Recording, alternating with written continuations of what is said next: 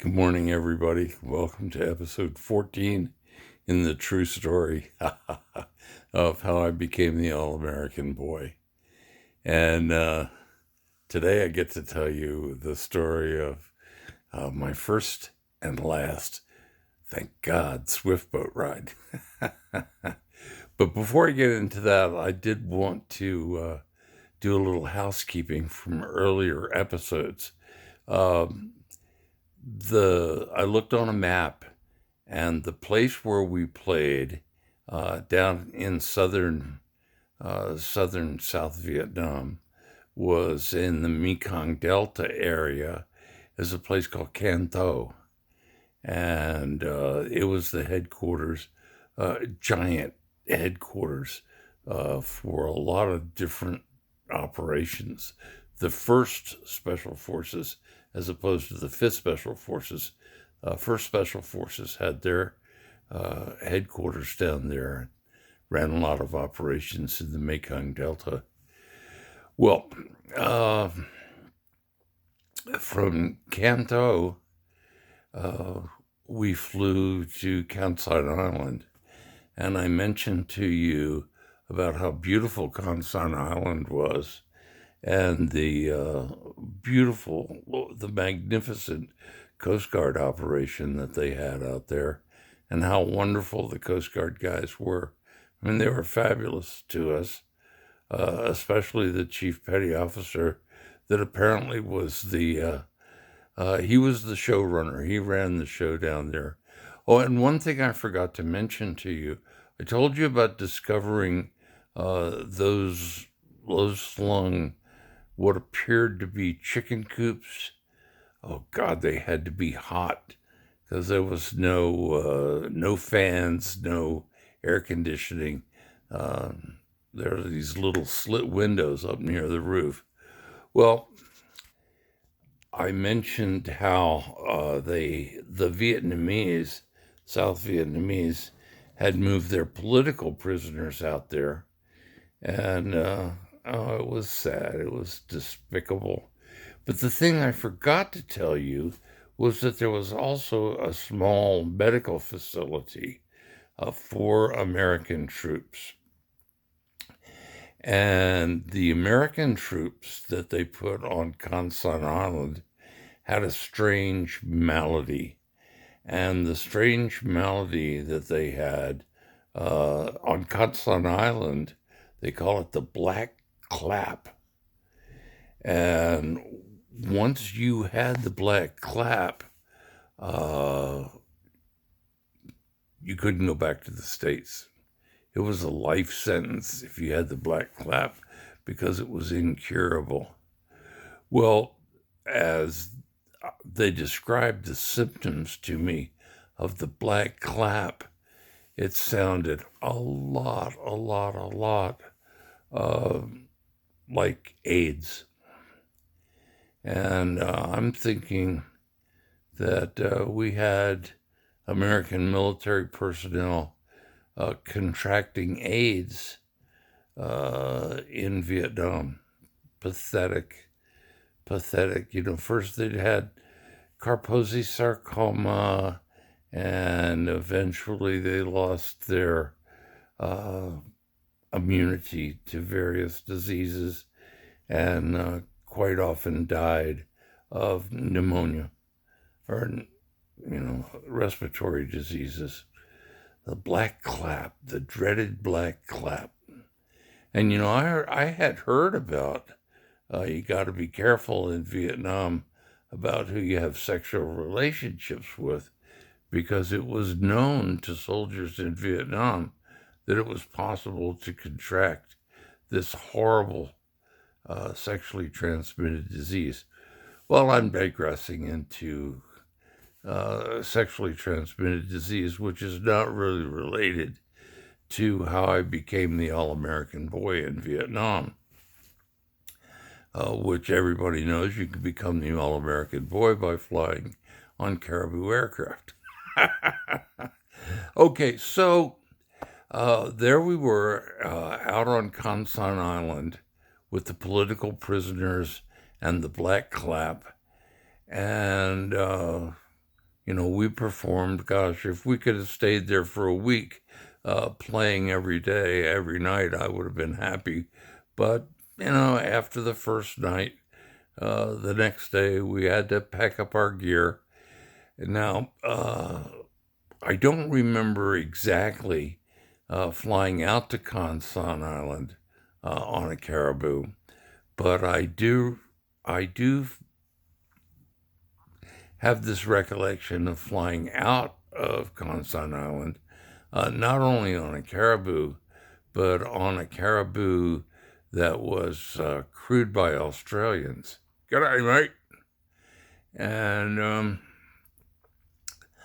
the Australians were magnificent soldiers. I mean, they had a military. They were squared away and very kind, very professional.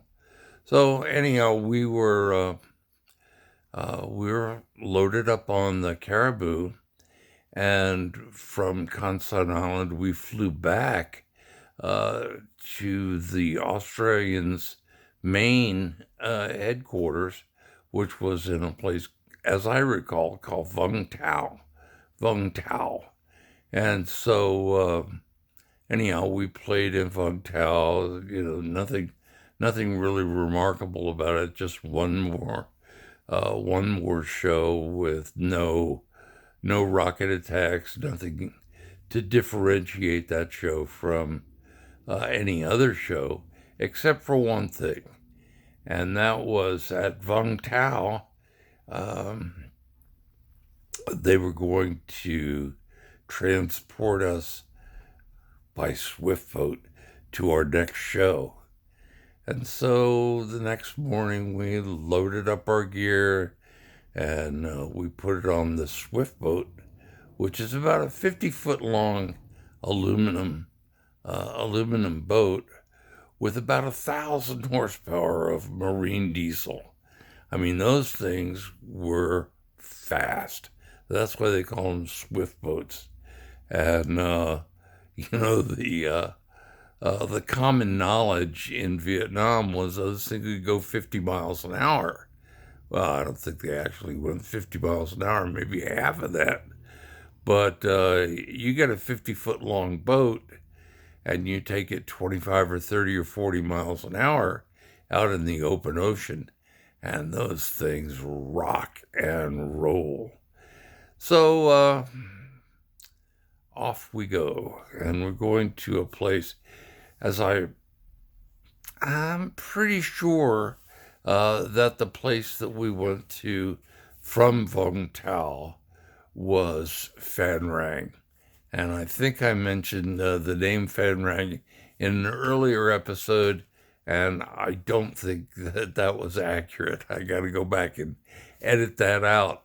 But anyhow, I'm fairly confident that from Vung Tau, we took a swift boat to Phan Rang. And, baby, that's 200 miles on the open ocean. And so I figured, we'll be there in 4 hours. Well, we had a show in Phan Rang to play that night for the Australians. Oh, coolly. Oh, we're going to play for the Australians after they fly us around in their airplanes. So, fair deal. So off we go. And, smooth sailing. It's good weather. There's no wind. There's no storms. There's just the South China Sea, and it's normal condition. That's what I'm looking for. So off we go, and off we go. And then we went some more. And then we went some more. And then we went some more. And I said, I talked to the crew guys. I said, how far is this? And I said, about 200 miles. My gosh. Well, when are we going to get there? Said, don't give me any of that. When are we going to get there? We'll get there when we get there. It's like being 6-year-old in the backseat of my dad's Hudson. So, anyhow, we continued.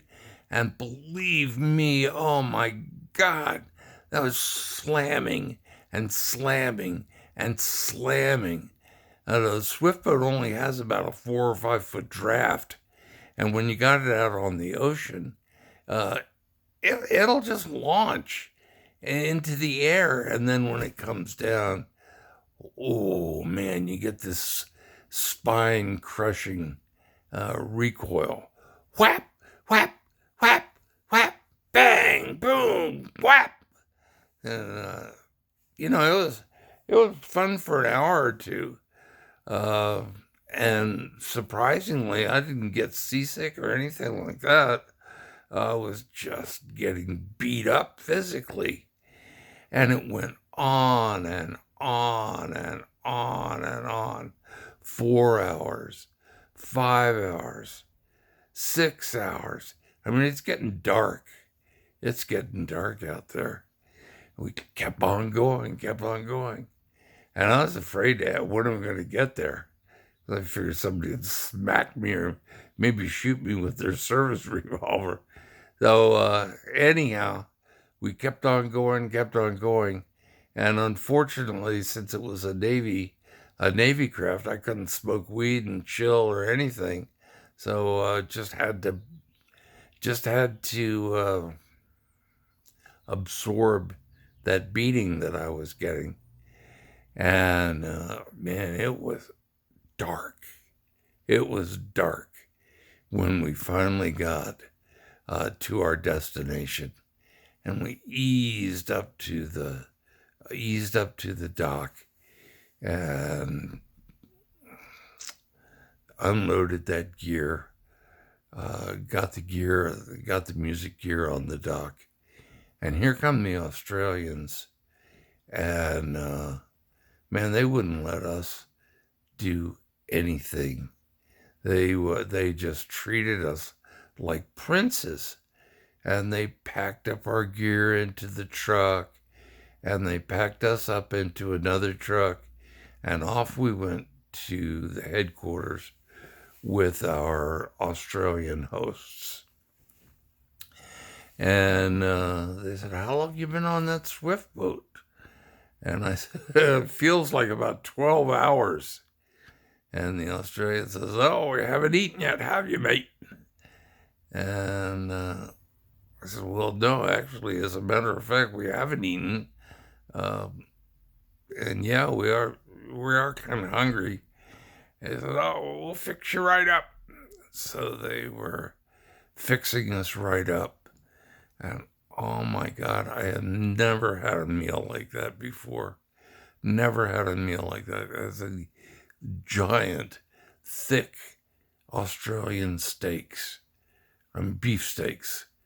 And, my wife serves me New York strip steaks that are, really delightful and delicious. But these Australian steaks, they were something special.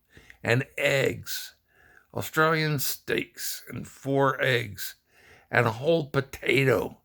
And they're frying those things up. And oh my God, it came to the table and it was so glorious. It was delicious beyond belief. I didn't realize how hungry I actually was until I lit into that steak. And it had to be at least a 16-ounce steak, and 4 eggs, and a potato, those fried up into chips. Fantastic. It was wonderful.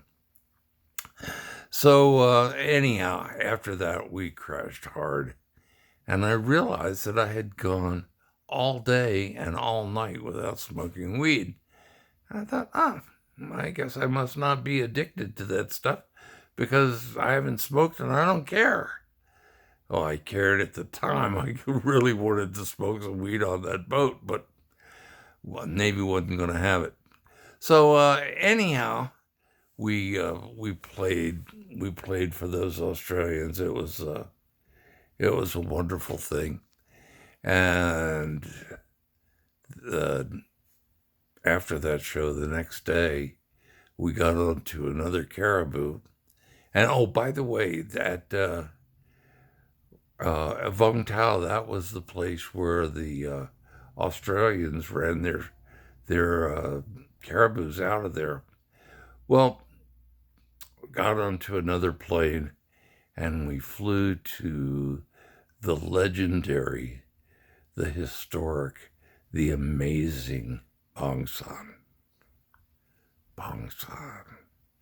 Bong was legendary among heads in Vietnam as being the source of the mildest, most potent marijuana in the world.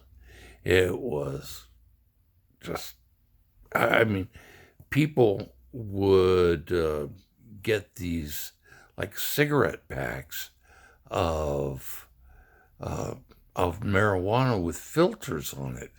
I think they call them Park Lane cigarettes, and they were made in Bong, and it was it was the best joint you ever saw because it was like a Winston filter cigarette.